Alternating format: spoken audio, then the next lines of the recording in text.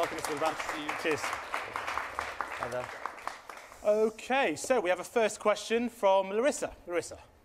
Hi, Ed. Hi, Larissa. The extent of children's exposure to over-sexualised content in the media is unacceptable.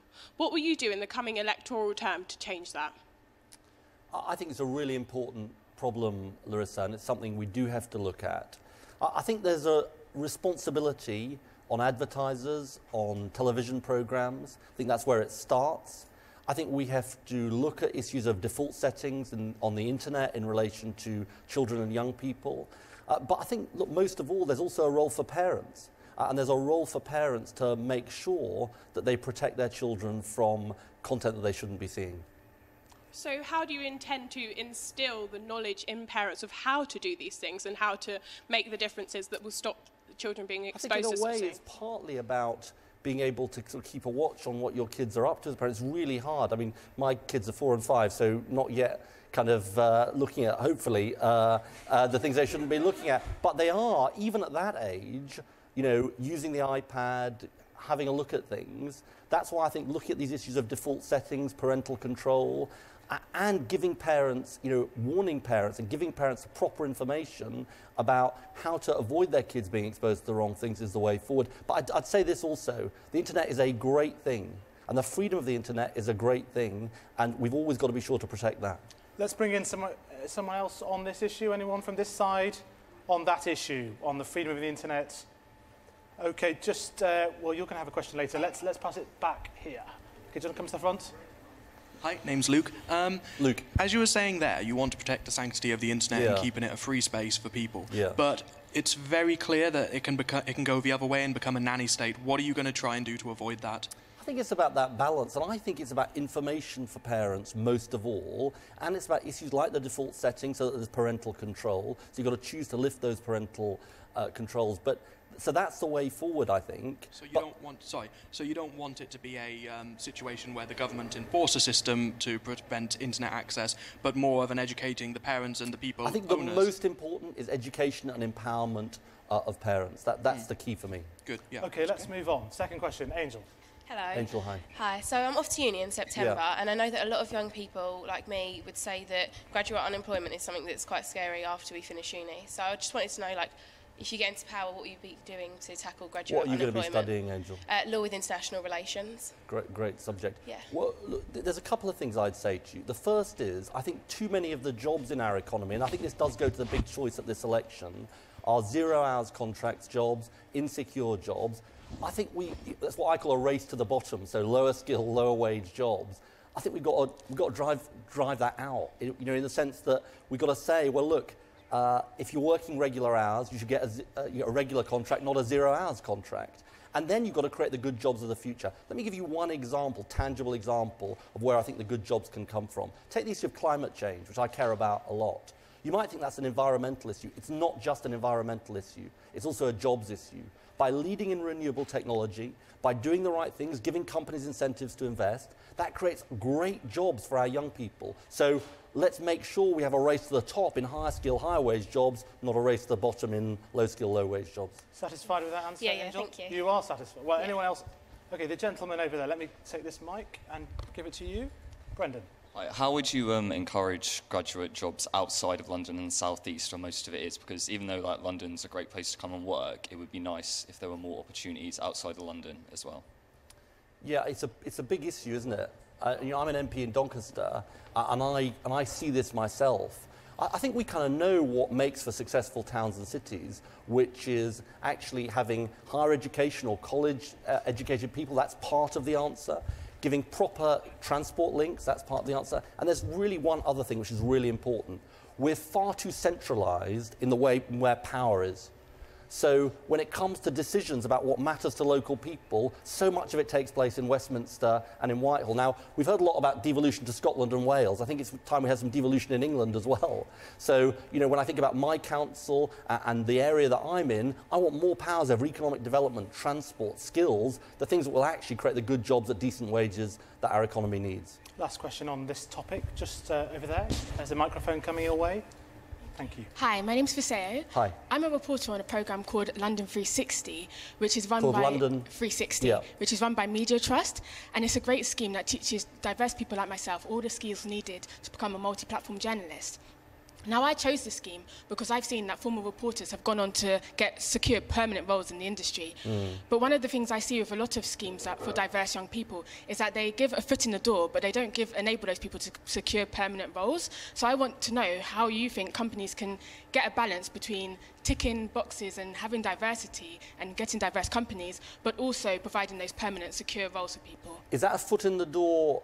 I was watching earlier on when you were talking to Natalie Bennett. Is this a foot in the door like unpaid internships? Or do you mean more of a foot in the door than that, but not a proper foot in the door, if you like? They may be unpaid, they may be paid, they may be 6 weeks, they may be 2 weeks. They're just not permanent job roles. So Yeah. lots of people jump from scheme to scheme without being able to secure a permanent job role. So I just wanted to know how you thought companies can sort of change that culture. I think there's a couple of things about this.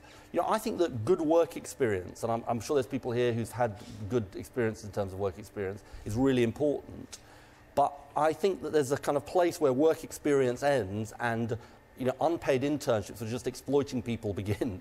And I think that we've got to look at having some limits on these unpaid internships, because I think for me the injustice is you can only do it if you can afford it, and therefore you're giving a foot on the ladder to one group of people but not another group of people. So I think we've got to look at whether we can place some limits on these unpaid internships.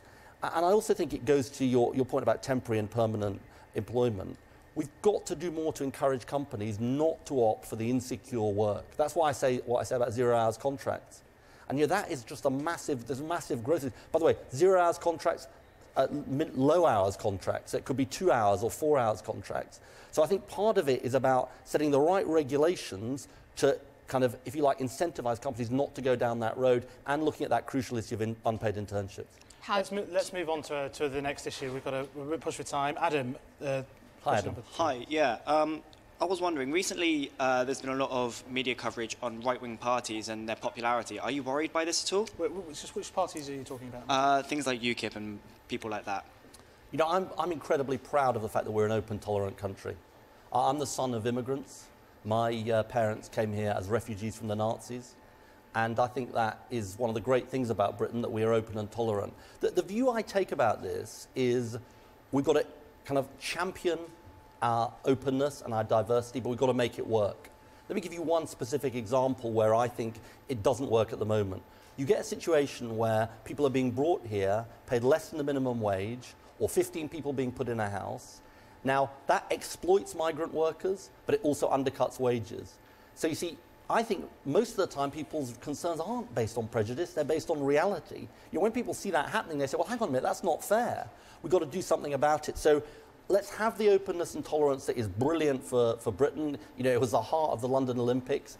But let's also make sure we make that vision of a tolerant, diverse society work for everybody and not just for some people. Because if you have a society where those wages are being driven down, people are going to say, well, hang on a minute, that doesn't seem like that vision's working for me. Is there anyone from those parties here who wants to follow up? Anyone from There are. They're being shy. OK, are you happy with that answer? Yeah, thank you. OK, well, let's move on to a question from social media, from Facebook, from Kevin Mahi. How will you ensure tax incurred in the UK gets paid in the UK and goes to those who need it most? Well, look, this is a really important question that Kevin asks. And there's nothing, I think, that annoys people more than tax avoidance by big companies. Now, I think a couple of things. First of all, we've got to act internationally, because that's the best way of clamping down on this. But also, we've got to be willing to act on our own. There are other countries like Denmark and others who do a much better job of actually clamping down on tax avoidance by big firms. Now, this is in the news at the moment because yesterday the chairman of Boots started telling people how to vote in the UK general election. Well, it turns out that the chairman of Boots lives in Monaco and is actually avoiding his taxes. Now, I've just got to say to you, I don't think people in Britain are going to take kindly to being lectured by somebody who's avoiding his taxes on how they should be voting at the UK general election. And you've now got this unholy alliance between the Conservative Party and people like him who are actually saying that the country can't change. I think we can change the country, and I think part of my job is to say we're going to stand up to these powerful forces who aren't paying their taxes, who are avoiding their taxes, because frankly, they have a responsibility. You know, we talk a lot about responsibility in our society. I think responsibility goes from top to bottom in our country. Now, how can we say to people on benefits and others, you should be responsible, when some of the top people, some of the most powerful people in our country are avoiding their taxes and not doing the right thing? So Mr. Pacina, who's been trying to lecture us about what we should be doing in this country, frankly, I think he should be paying his taxes. Anyone want to come back on that? Quite a statement there. James, why don't, yeah. So are you stating categorically that corporations, economic elites, will be paying tax in the UK, like Amazon and Google? Absolutely. We've got to deal with this. You know, we've got to deal with this. It's what they call this profit shifting. So they shift profits, and I mean, you'll have all heard of it by now, where they shift profits around the world to avoid paying them in this country and to sort of, if you like, put them in countries where there are much lower tax rates. This is something the world has got to get to grips with. And by the way, there's a really important point in this, James, which is this is about businesses. This is about decent businesses in this country, small businesses, large businesses, who are doing the right thing. The vast majority are doing the right thing. And frankly, they're as narked as we are about the fact that, you know, there are some people and some businesses who are not doing the right thing, and we've got to clamp down on it. Molly, you've got a point. If you just come to the front for us, please. Thank you. Do we not already have systems in place to make sure that they do pay their taxes in the right way? It's not happening, Molly. You know, the actual tax gap between actually what companies should be paying and what is being paid is just going up and up and up under this government, and we've got to clamp down on it. How? Why do you think it's not being done properly? Well, look, I think because there's been a view, and this goes to the heart of this election, there's been a view that when powerful people or powerful companies say this is the way it should be, that's the way what we should accept. And I just don't agree with that. You know, as leader of the Labour Party, I took on Rupert Murdoch over phone hacking. I took on the energy companies over their prices, because I actually think you need a Prime Minister who will actually stand up and be counted on behalf of ordinary people in this country. And good to use the line, no pun intended. You know, so I think that is a big change, and that is a big issue at stake in this election. Did you want to come in? Yeah, just the gentleman there. Don't you think that would deter large international companies coming to the UK and recruiting and setting up businesses in the UK? Well, that's what they say. And that's what the banks used to say. You know, think about the financial crash. And, you know, I've taken our responsibility because we didn't regulate the banks enough in government. You know, the bank said, don't regulate us, because if you regulate us, we'll leave the country and we won't be here. Well, actually, it turned out a bit more regulation would have been quite a good thing, and it would have prevented what we're seeing now in our country. I don't buy it, frankly. I think there are lots and lots of reasons for people to invest in Britain and be in Britain, and there are lots, as I say, of really decent businesses in our country, big names, who also say to me, hang on a minute, you know, we pay our taxes, you know, we're on the high street, we're doing the right thing, you know, why are these other people not doing the right thing as well? I think it's a pro-business argument. And frankly, you know, people in my constituency are paying the price of the financial crisis. I don't want to see a society where those at the top are just getting away with it. I don't think we can allow it anymore. Convinced by that? Yeah, thank you. Oh, yeah, no, there we go. Okay, next question, again from Facebook. I'm going to read it from here. How do you seriously expect Scotland, the spiritual home and heartland of your party, to remain behind you after standing shoulder to shoulder with the Tories? How can we trust Labour to do right by Scotland? That's from Sean James Cosgrove. Well, Sean's asking an important question. Everybody will know that last year we had the independence debate in Scotland. By 55 to 45, Scotland decided to stay in the United Kingdom. I'm very pleased that it did. Now, there are a number of parties who wanted Scotland to stay in the United Kingdom, including the Conservatives, Labour, the Liberal Democrats. But this year there's a different choice. And what I'd say to Sean and anybody watching this in Scotland and voting in Scotland is there's a choice at this election between a Labour government and a Conservative government. It'll either be me as Prime Minister or David Cameron. That's what people are saying, including people in Scotland, Nicola Sturgeon, the leader of the SNP. I think people in Scotland want change. They want a different way forward for the country. And I think what we're offering Scotland is actually some things that will make a real difference, like a bank bonus tax to put our young people back to work, like a mansion tax on the most expensive homes, which will help fund the NHS, including in Scotland, like greater fairness in our society. So I understand why Sean, I don't know whether he was a yes voter in that referendum campaign. I know that he, why he feels what he does and why he says what he says. What I'd say to Sean is there's a big choice at this election between a Labour government and a Tory government, and I have a huge set of differences with David Cameron about the way the country should be run. I think James has got the next question. Actually, we're going to push on with James's question. Actually, if you don't mind. Yeah, James in front. Just to move on to a question about yourself. Yeah. Outside of politics, what experience do you have? What life experience do you have to associate and indicate that you should be the one to represent the people of Britain? Well, I've done a number of things which I think I hope are relevant to this. So I was obviously an economic advisor in the Treasury, and I think that's important. I think that's important because, you know, the economy and how we change our economy is at the heart of the country. I've taught. I taught at Harvard University. I actually taught around government and economics. And I think that actually one of the things that did for me being able to teach was actually the ability to be able, I hope, to listen and engage with people about what their issues are, what they're interested in. I also go back to this, which is about what politics is about, because I think this is the big, you know, this is a really important issue. Why am I in politics, you might wonder? Because I think it makes a difference to our country. And I mentioned earlier my parents. The background and the history they had, which was, you know, fleeing persecution, and this is why stand up and be counted is so important, by the way. If you said to my mum, who's 80 now, if you said to her, politics doesn't matter, she'd say, don't be ridiculous. You know, her dad was killed by the Nazis. She had to flee to Britain. Now, fortunately, we're not dealing with those issues, but the reason I say that to you, James, is that I was brought up by my parents to think you've got a duty to leave the world a better place than you found it. With the experience they had, they said to me, look, you can't just ignore the world. You can't just ignore injustice in the world. You've actually got to deal with it. So that explains some of why I'm in politics and some of the experience I've had. Happy with that answer, James? Well, I mean, I personally think that there's this perhaps dejection in politics because of the political paradigm, not just with politics, because we're all speaking about politics ourselves in our social groups. I think one of the issues is that me, myself, I feel like I have more in common with perhaps people who represent my views but not in politics. For example, I've only just met the people around me today and I feel like I've got more in common with them than perhaps I do with David Cameron. And I think that is the issue. I think I've got more in common with you than David Cameron as well, but look, I think you're making an important point about this. I sometimes say politics is too important to be left to politicians. And in a way, that's a slightly odd thing for a politician to say. But the reason I say that is because it's people that change things. I mean, to give you one very brief example, if I can. Take lesbian and gay rights. The biggest change I've seen since I was growing up, since I was your age, is the change in the rights for lesbian and gay people. It didn't happen because nice politicians said we want it to happen. Sure, Tony Blair was important and his government was important, but it's because people said we've got to have change. Take this argument about tax avoidance. Let's be honest about it. It's been led by people, not by government. And so, look, I think your point in a way is right. I think that the world we live in, people are less interested in one-size-fits-all philosophies, you know what I mean? So you'll have different views on different issues. You've got to make a judgment though about who's going to best represent what you want to see as the government. But I think being engaged in politics and demanding change is absolutely crucial, and it's not just me that needs to do that.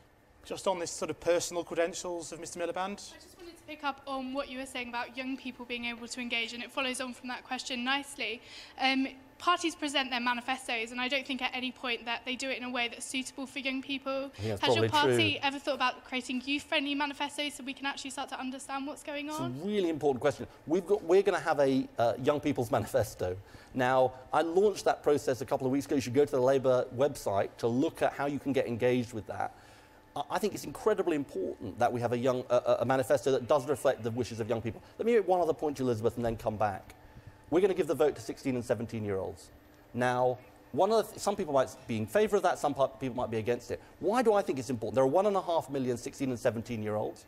Take the EMA, for example. It was abolished in one sentence of a budget speech without, and I think George Osborne wouldn't have done that if actually he thought 16 and 17-year-olds can vote. But it's also about trust in young people. I think we want to hear the voices of young people more in our politics. But you come back and say to me what you think we should be doing that we're not. I just think that what you stand for as a party, and it goes for all the parties, that should be broadcast in simple points. We should know exactly what you stand for, and that should be done via social media, via online, in loads of different ways. Agreed. Great, we're going to move on to Mabi. As Prime Minister, how would you engage with the vast majority of peaceful, patriotic British Muslims to tackle the extremist ideology of ISIS? And will you start to heed the advice of British Muslims that our foreign policy is a factor in the radicalisation of young people? And will you reconsider Britain's international stage with the Muslim world? Well, Mubin, this is a really... It's a really important question. Let me say a couple of things. First of all, about what we should be doing here at home, and secondly, what we should be doing internationally. In terms of what we should be doing here at home, I think what we know about radicalisation of young people is the best thing we can do is prevent it happening, not deal with it after it happens.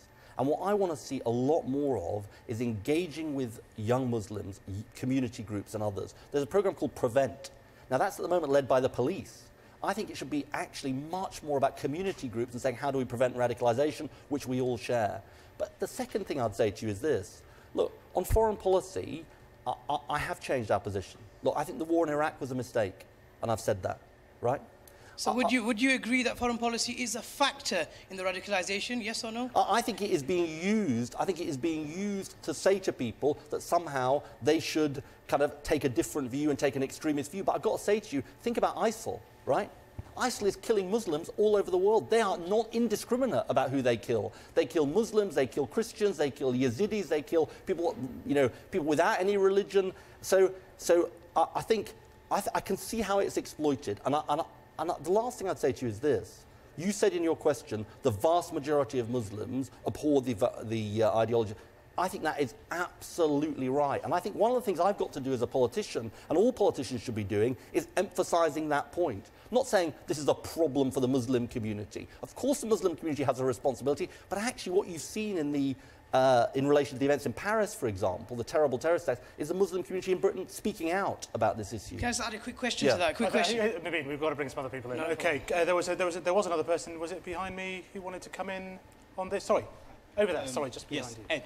I just wanted to kind of build on the point that you said. Sure. You know that radicalization is being built upon things that are being said about it. Yeah. But these things that are being said by the newspapers and the news organizations that you're in charge of, not necessarily regulating, but making sure that they're getting the right messages across. I think if I was in charge of the newspapers, I don't think they'd be quite writing what they are about me. Of course, of course. But there's a degree of responsibility around what exactly it is that you're in charge of. And in that sense, what would you do or say to kind of help bring around the change that you wanted to bring in terms of making sure that people are seen in a more positive light? Can I just clarify? You're saying that the media is responsible for this? Not necessarily responsible on their own, but they definitely play a big part. If you've got a newspaper that's like, you know, say for example The Sun, and immediately on the front page is plastered Islamophobic comments or headlines, and that's the first thing that you see, it can become a very, very big issue for a huge chunk of society.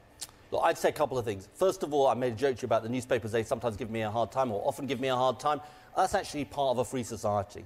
It is not for me to say this is what The Sun would write or this is what somebody else should write.